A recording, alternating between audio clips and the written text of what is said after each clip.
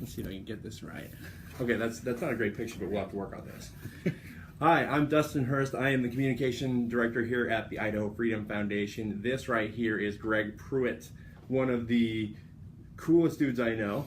Best looking, obviously. I mean, just look at this right here. Have you lost weight, by the way? It looks like you've lost weight. I don't know, maybe a little. Oh, you look good. You look good. You look tan too. So I am. He's awfully humble as well.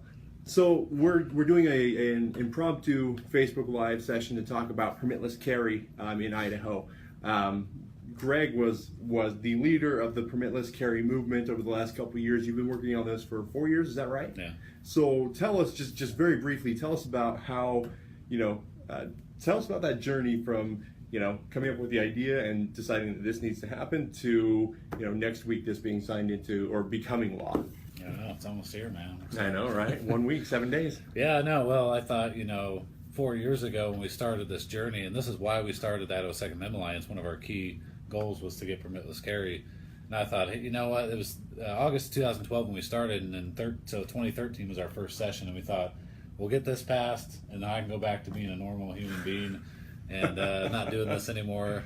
So you're saying political folks are not normal? Yeah, no. Okay, that's fine. Not. That's fine with me, but yeah, it's probably accurate. So anyway, we obviously 13 didn't work out, and the year after that didn't work out, and it just kind of kept getting pushed farther and farther back, and we finally realized last year that we can't play this game the way they want the game to be played. Right. Politicians have, their secret committees and all sorts of other fun stuff that we didn't realize at the time. And eventually the people got mad last year, and that's when we realized the power of changing things politically really is in the hands of the people if they'll do it. Right. If they'll rise up to that occasion. And they finally did this year, and we finally got it passed. Interesting, yeah, and I know that the bill, House Bill 89, got introduced last year. Yeah. But Tom Lurcher of Iona, or Eastern Idaho, Bone, Iona, whatever you call it, nobody can decide. The news can't decide. But he wouldn't give it a hearing. But this year he relented. He co-sponsored the legislation, and the secret committee to which Greg referred was Scott Bedke's secret committee, which doesn't allow any gun legislation to go through either body unless it's vetted by the secret committee, which doesn't meet in public, which doesn't. There's no minutes, there's no records, there's no nothing. It's just, hey, let's talk about this stuff. No official memberships. Nobody knows who's on doors. it. Yeah. So it's been fantastic. But so the bill got through this year. Yes. It got through. I believe it was March 17th-ish, 18th, 19th, somewhere in there. Yeah, somewhere in mid-March. Friday was. You were. I remember you and Zach Brooks were sitting there at the Capitol. What was it like to see the final vote was in the House, and you were watching with Zach? What was it like to see that final vote tally come out? Are you going to cry? Because I do have tissues. No, it was kind of surreal. We'd just gotten so used to it getting defeated every year. We were kind of just like, well, something's going to happen. Kind of like the salamander bill, but way more important, right? Yeah. It was just like, no, something's going to happen. It's going to get screwed up. And, of course, they had to pass it not before, the deadline that Butch Otter basically had all that time after the session ended. Right. So it's right at the very end of the session. And now we've got to sit here for 10 more days and wait to see if Governor Otter's going to sign it. So it was just like, okay, yay. But is the governor going to sign it? I mean, nobody knew. Nobody had any insight to whether he was going to sign it or not. So it was still pretty nerve-wracking. Right. Well, and if I remember correctly, at the pre-session news conference where terrible reporters like myself get to throw questions at the governor, he expressed some reservations about it. He said something to the effect of, well, we call it constitutional carry. He said, well, it depends on who decides what's constitutional.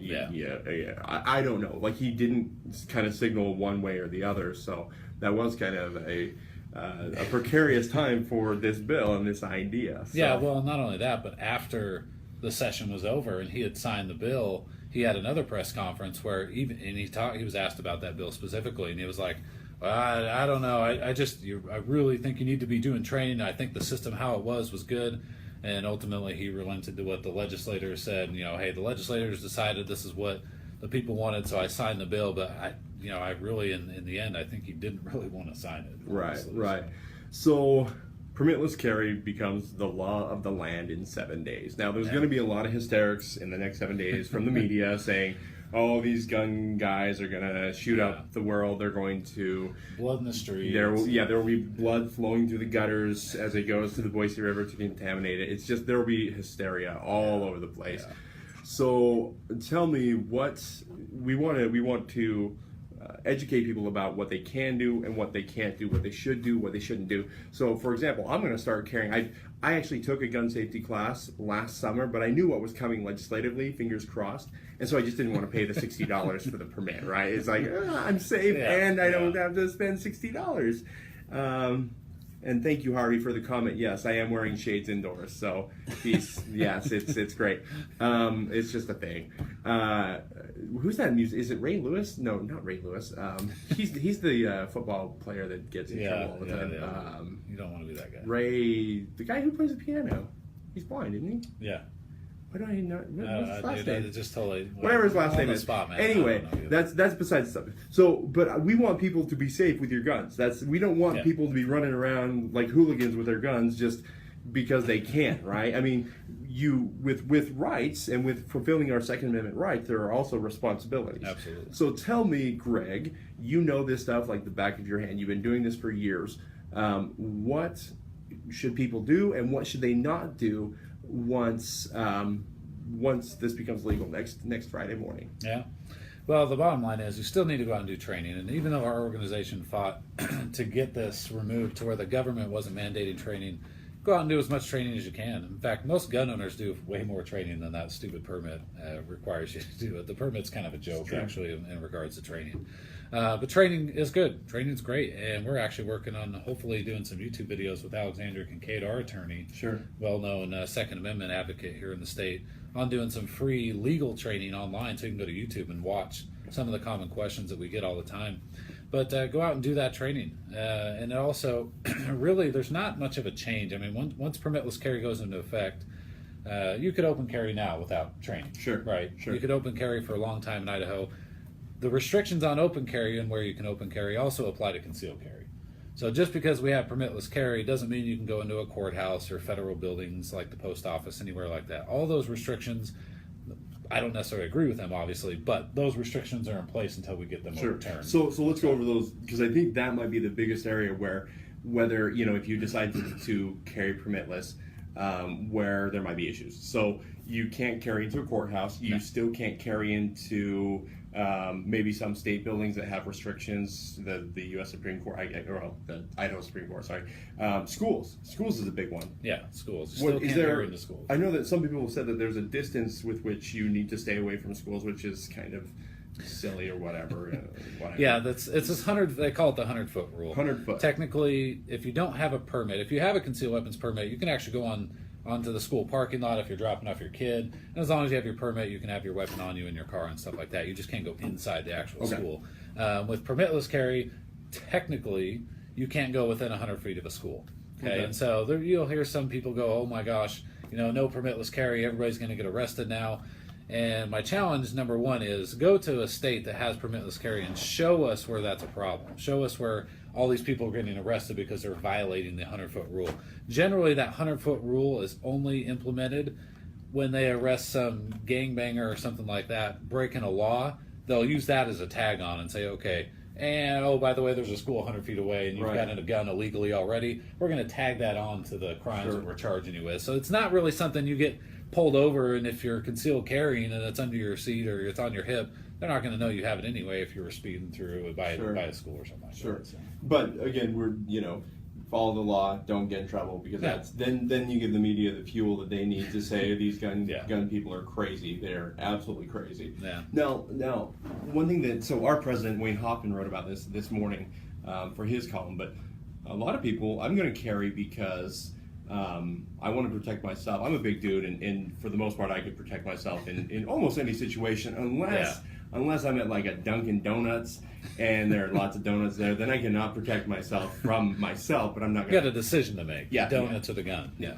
But to protect myself and my family in case something comes up, and that comes with its own challenges because.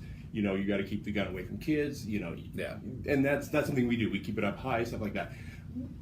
Why would you encourage, because you're big on actually not only having the right, but exercising the right, why would you encourage more Idahoans to be involved and carry guns as part of their daily routine? Yeah, I mean, you're your own first line of defense. the Supreme Court has ruled that the police have no legal obligation to defend you. They really don't. It's not their job to go out and protect you. Generally, the police come after everything has happened. Very rarely do police get there to either stop a crime, a mass shooting or something like that. Once in a while, they'll get there in time, and usually the guy intends to die anyway, and so he's just going to keep shooting until the cops come and kill him, and maybe he'll kill himself. Who knows? But you're your own first line of defense, and you never know when this kind of stuff can happen. In fact, right after the Orlando incident, there was a hostage taking in Walmart in Texas. So parks, Walmart, I mean, this stuff can happen anytime, and people always say, well, are you paranoid? Well, no, I'm not paranoid. I have a gun. So I'm actually less paranoid than if I didn't have my gun and something happened, then I'm going to be paranoid. No, that's good. But we look at it as a fire extinguisher. Right. Why do you have a fire extinguisher? Well, I'm going to put out a fire. Fires very rarely happen now. I mean, they're extremely rare. Obviously not as rare as, mass shootings and stuff like that. But you're prepared and you're ready and you're trained and you're responsible and you're going out and learning the laws and where you can and can't carry, all that kind of stuff. So you be prepared for those types of situations and you just carry all the time. I can't for the life of me imagine not carrying now. I carry basically everywhere I go, and something happening to me or my kids or to somebody else, and knowing that I'm trained, I carry all the time, and then not having that available it would break my heart. I don't know if I could live with myself. Sure. So. Now, just to get ahead of the media hysterics that are surely coming, in the way you mentioned Orlando, in the wake of that terrible, awful shooting, which people are still trying to figure out the exact reason, whether it was terrorism or maybe he was a gay man scorned. No one's quite sure, but the truth is that there are 50 people, 50 Americans who lost their lives and 50 families that are mourning. But what I guess the media is going to ask you, or my prediction is that they will say, well, we have a gun problem, and how dare you celebrate this expansion of gun rights in Idaho, because that's insensitive, and you really need to be asking people not to carry. How would you respond to somebody who says that maybe we have a gun problem and we need to get guns off the streets or whatever? Yeah, well, first and foremost, this argument obviously happened after each of these incidents. But the inanimate object, any object that we talk about, is never the problem. It's always the person behind the object that's being used, whether it's a baseball bat, a knife, a gun, a car, a bomb, a pressure cooker. Remember the pressure cookers, man. Remember that from years ago? Yeah, oh my gosh. Sarnoff, however you say the Boston bombers use pressure cookers. Yeah, so it's not about the object. It never has been. It never will be. But what I would say is, if you actually, right after the Orlando incident, the day after on KTVB, they interviewed some people from the LGBT community. Right. And they were on there saying they were scared.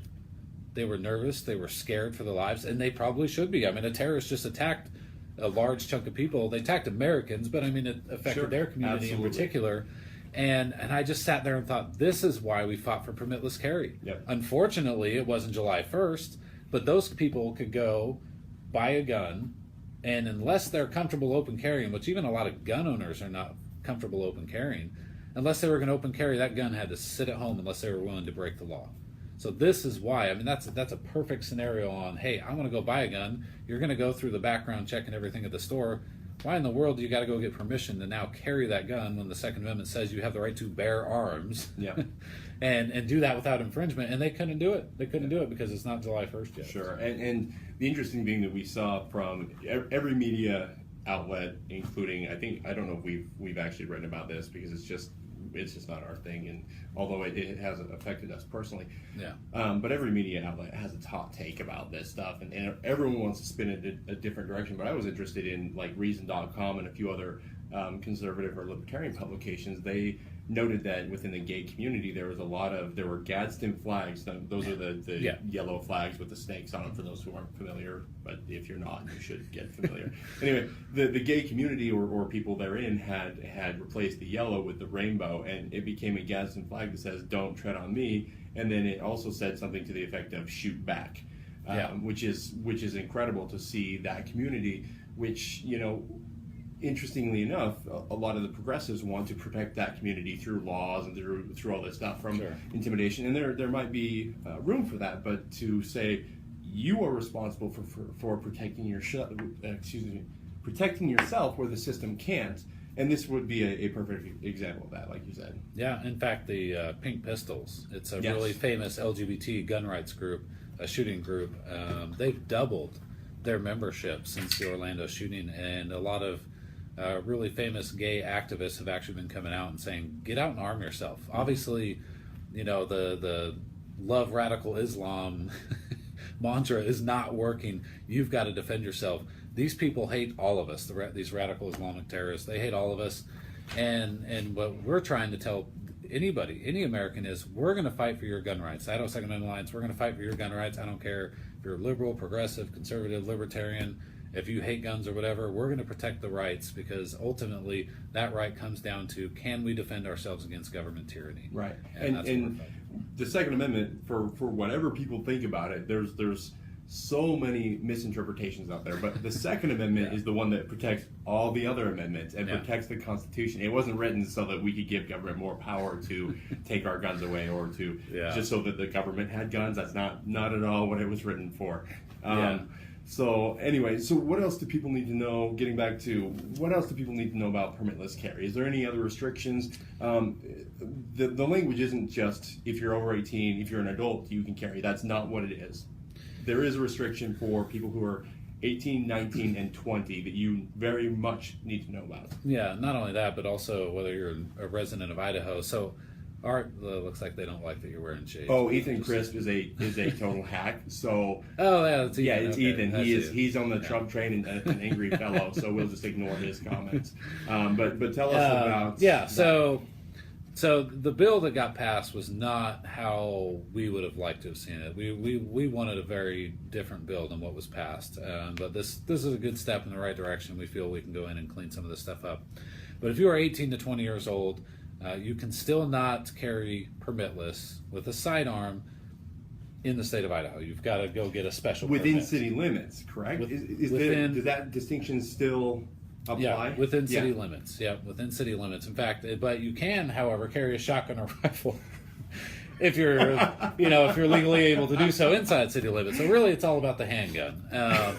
That's also the same for a non-Idaho resident. If you're an Idaho resident and you're 21 and over, you have permitless carry throughout the state for all weapons. As long as, and again, this does not apply to people who are, if you've had your gun rights taken away through a felony conviction of some sort. Law-abiding citizen. Make sure that you. That. Yeah, we aren't speaking to you felons today. Yeah. Let's just clear that up too. Yeah. So it's really is a mess, and you're going to kind of need a chart to really figure out. And the cops are going to need a chart when they pull somebody over to figure out whether they're outside of city limits, whether they're resident, non-resident, 18 to 20, and all this crap. I mean, so that's got to be cleaned up. We're going to try and work on cleaning some of that stuff up. But honestly, it's a little bit of a mess to really explain when you can and can't carry, which type of gun you can actually carry and not carry concealed and permitless. You're also going to have a permit if you're going to go out of state. To go to another state until once a whole bunch of other states have permitless carry, and hopefully they don't have residency requirements like we have. At that point, we'd be able to travel across state lines without a permit.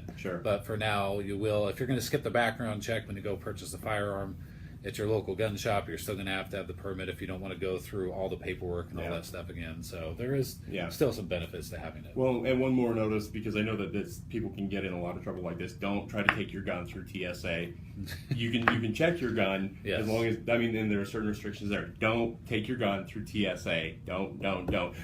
Odds are, they're a failure of a government agency, and they might not actually catch it, but don't test your luck. Yeah. I've taken a knife through. I took a knife through Boise a couple times, and they didn't catch it. And only in Milwaukee on a return trip did they catch it. And boy, was my face red, but it also shows the failure of the TSA. So let's talk about, before we get to, we want to talk about your event that you're doing next week and something that we're doing and kind of what we're doing together. But tell me about what ISAA is doing next. I know that you've you have a great cartoon on your Facebook page about it. Outline what's coming next for Idaho. Yeah, so what's coming next, we're obviously going to be working on the residency requirement. The age restriction on the permitless carry is going to be a battle for a while, I think. But the residency requirement we want to try and get rid of right away. It's stupid. Out of the 11 states right now that have permitless carry, Idaho and Wyoming are the only two that did this dumb residency requirement, and I'm trying to figure out for the life of me how the two western states, the cowboy states, freaking have this. I mean, it's just ridiculous. We do things so difficult here, so we're going to try and get rid of that. But our big bill that we're going to be pushing for next year is an upgrade to our castle doctrine. Right. It's really antiquated, and we've got a video with Alexandria Kincaid that you can see on our Facebook page that has. She explains in detail. I'm not an attorney, so I always, anytime legal. But he does play one on Facebook. But I do play one on Facebook. Maybe and right here. But it's just, in Idaho and a lot of states, you can't just shoot somebody because they break into your house. You actually have to have proof that they are committing a felony, that you felt your life was in jeopardy before you can shoot them. And that's not a burden that we should be putting on the gun owner. When somebody breaks into your house, it's game over. Right. I mean, you should be able to defend your life. You shouldn't have to sit there and wonder, do I shoot him and then bring him in here, give him a knife? No, you give him a questionnaire. Are you here to break into my house and take stuff and kill me, or are you just here to... A felony's worth of stuff. Make sure it's a felony's worth of stuff. As long as you don't... I mean, take my computer just to... So the big protection we would like to put in place is when, as a gun owner, somebody breaks into your home, and we may extend that to your workplace and stuff like that. If somebody breaks in and it is not there legally, and you shoot them in self-defense, right now it's on you to prove that you shot them properly. We want to put that burden of proof on the criminal. Right. And if he's dead, now it's on his family or somebody else to prove that you shot them maliciously. And you shouldn't have. And, you can't shoot the meter maid when they come to your house. You can't shoot the UPS guy. All the protections for that kind of stuff are obviously in there. But this is people that are breaking into your home. They obviously have intent to do ill will, and you defend your family and your home. And so we're hoping that we can get a good upgrade to the castle doctrine. It's needed. We need those protections there for Idaho citizens, and you shouldn't. That's one less thing you should have to worry about. So. Absolutely. So, what's the address for your Facebook page? Just search Idaho Second Amendment. Yeah, if you do Idaho Second Amendment Alliance, spell out second Idaho Second Amendment Alliance, it'll pop up there. Okay. Now tell us about. You're running your own thing, but we're kind of doing some stuff in conjunction. But tell us about your event next week, where it's at, details, how people can join in. Yeah, we just, we do our annual rally during the session. That's our big rally. But we wanted to have a little celebration rally. July 1st, which is next Friday, a week from today, we're going to meet at the Capitol from 5 to 6 in the grass area across the street and just have a little celebration. And we'll talk about permitless carry, kind of our journey, a little bit about kind of how we talked today. Alexandria Kincaid, our attorney, will be there. She's going to speak to us. She'll cover a little bit of the castle doctrine, maybe answer some of those legal questions that people have about why the castle doctrine needs an upgrade. And then Christy Zito, who is running down in District 23, she's going to come up and speak to us. She's got some great personal stories that I think people will find really fascinating, and why she is such a strong supporter of the Second Amendment. She so I met with her. She had some questions about IFF and what we do and stuff like that. And so she came here this week just to ask questions and to learn about us, and it was very interesting because we're running this campaign called Reveal Your Conceal, which is, and it makes some people uncomfortable. We're not asking you to show us your guns unless you want to, because that kind of defeats the whole point. But we do want to know, if you're an advocate for carry, why do you carry? What? And we'll get into this here in a second. But anyway, we had her, we told her about this, and she was very interested, and she just she had this long draping cover over her shirt or whatever, but it also covered her gun. I didn't even know she was carrying. But she pulled it back and showed me she had a little revolver with I think 6 or 7 shots in it. With hollow points and stuff. Maybe that's too much information. I think she'd be fine with it because she carries. But it was cool because she just pulled out her gun and safe. She took out the ammo. She showed it to us. It was a beautiful gun with a laser sight and everything like that. And she said, she's probably about this tall, and she's not an old lady, but she's up there in years. And so it's like she said, well, I'm just being honest. No. She's like, this is how I protect myself because and this is the old meme, but it's when the minutes count, cops, or when the seconds count, cops are minutes away. And so it's very interesting. So that's that's why they call the gun the great equalizer. I mean, she is tiny. Yes. Tiny, like 5 feet maybe, and weighs like 80 pounds. I mean, she's really, really tiny. And so somebody like her against an attacker your size or my size, she doesn't stand a chance. Is that a fat joke? It could have been a tall joke. I don't know. Fat joke. That's probably fat. Hey, I'm fat too, man. That's all right. Yeah, boy. But yeah, I mean, they don't stand a chance. I mean, just the sheer weight of an attacker our size she wouldn't have. So she pulls out that gun, and it's over for me. It really is. I wouldn't stand a chance. Well, and there was, there were always videos going around on Facebook and stuff like that. But there's been some going around lately where these dudes broke into. It seemed to be like a convenience store / casino, which that's not in Idaho. There are tons of those in Montana and elsewhere. I mean, Montana, it's like every block has one, but. These dudes, 3 or 4 dudes, break into this place or just rushing with masks on, and this old man, like probably 76-year-old man, just pulls out his gun and just starts popping off rounds at him, and they just run away. It's amazing to watch. Yeah. So the good guy with the gun thing is real, despite what the media tells you.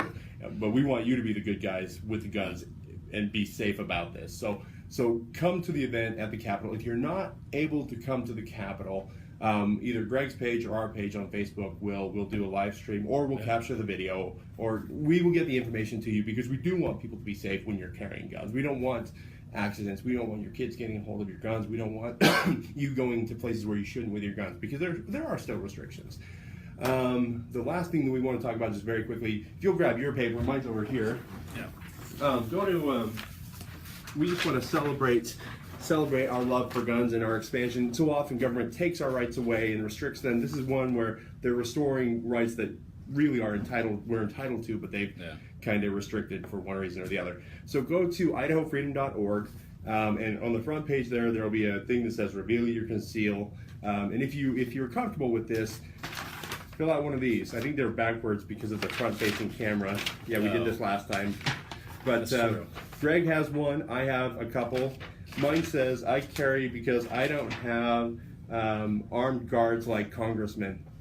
And if you paid attention to politics this week, you know what that means. Oh, yeah. I don't have armed guards like U.S. congressmen. Look up Charlie Rangel. Yep. That was terrible. Yeah. And Greg? Yeah, I did. I can't carry. I carry because I can't carry a policeman, which actually came from when Missouri was passing profitless carry. My wife and I were listening to it, and one of their lawmakers was like, I can't carry a policeman everywhere I go, so I got to be able to carry my own gun. Yeah, that would be heavy. It was really good. Guns might be heavy, but policemen, especially the ones like donuts, are heavier.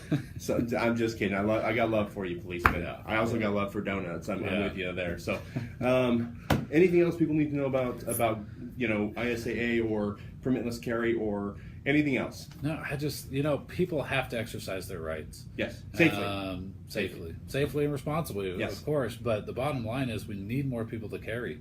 That really is the ultimate solution to stopping these kind of, Orlando or San Bernardino, wherever it is, those type of events is people carrying. And people carrying responsibly, doing the training, well regulated in the Second Amendment didn't mean well regulated by the government. Yep. Okay, it meant you went and you did your training, you were well trained. That's really how you can look at that, as well trained. So get out, do your training, and be a part of this movement. Right now, this movement is huge in Idaho, and we're making a difference all across the state between this and preemption stuff. I mean, all sorts of stuff that we're making a difference, and working with you guys to expand freedom. And this is about the Second Amendment's about the only freaking thing that we're having any victories in. And so it's good. It feels good to win once in a while. Well, we are Freedom Bros, as we've been called on Twitter, derisively, sadly, but we are the Freedom Bros. I guess the one thing that I would add is, if somebody wants to come to this is a shout out to my physique. If somebody wants to bring some gun cookies to the rally, that would be awesome. Seriously, bring some. I don't know if my wife can do it or your wife can do it, or maybe that's sexist. Maybe some men like to bake. Gun cookies or gun cupcakes would be just fabulous. That'd be fun. So, That'd be fun. Anyway, the other thing is don't take them to school. Don't make Pop-Tarts that look like guns either, because you will get suspended, because that's the world we live in. Last thing, again, if you have questions about concealed carry, reach out to Greg, Idaho Second Amendment Alliance on Facebook. He will answer. He has all the resources. He has all the knowledge. You just have to treat him. He'll give you knowledge. You have to give him gun cookies. So that's right. It is right. Gun cookies or buy some merchandise, either way. Or buy some merchandise. Anyway, all right. It's Friday afternoon. Big plans for the weekend? No, wife's out of town and I'm working, so you are so boring. I am. They can come over to my house and we'll watch a movie or something. We're actually I'm taking my son camping for our church camp out. So another one? we camp a lot. That's awesome. It's weird. Okay. Anyway, All have right, a good man. weekend, and Take care, guys. Appreciate it. We'll hopefully see a lot of you next week at Greg's Gun Rally, and thank you for tuning in, and thank you for exercising your rights and being interested in that topic. And we'll talk to you again soon. All right. Sounds good, man. Thank you. Bye-bye.